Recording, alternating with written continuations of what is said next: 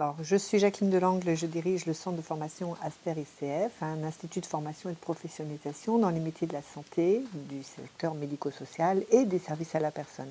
À ce titre-là, on accueille des stagiaires qui viennent se former, surtout sur le titre assistante de vie aux familles, qui est un titre professionnel vers le métier en direction du domicile, pour prendre en charge de la personne âgée, personne handicapée, et de l'enfant, on va dire, à 3 mois, 0,3 mois, jusqu'à la personne qui devient âgée dans son cycle de vie.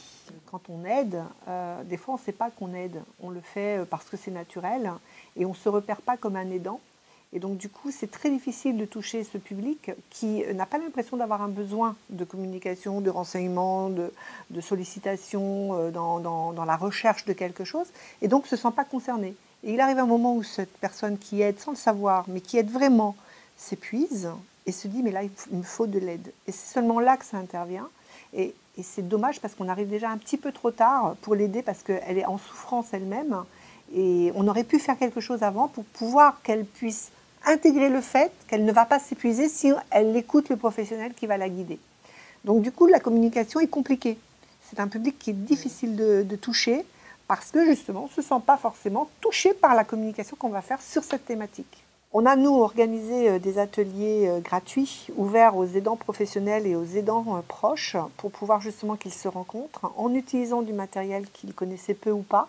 Par exemple, le verticalisateur, le lève-malade, qui sont deux outils qui sont importants pour le personnel professionnel et qui quelquefois ont du mal à venir dans la maison parce que c'est vraiment du matériel lourd et puis qui renvoie une image de vraiment personnes très malades. Et donc du coup, c'est un peu compliqué de faire accepter l'idée d'en avoir besoin à domicile.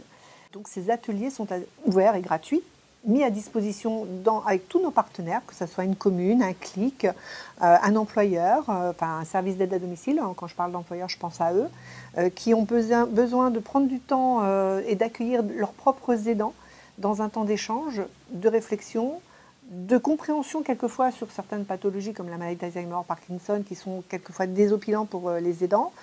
Aussi leur donner des outils sur peut-être la protection du majeur, l'entrée en maison de retraite, l'alimentation, le premier pas de l'aidant aussi. Comment est-ce qu'on peut, quand on découvre qu'on devient un aidant ou qu'on aide, tout simplement comme pour reprendre votre logo, j'aide, effectivement, qu'est-ce que je dois faire, auprès de qui je dois m'adresser?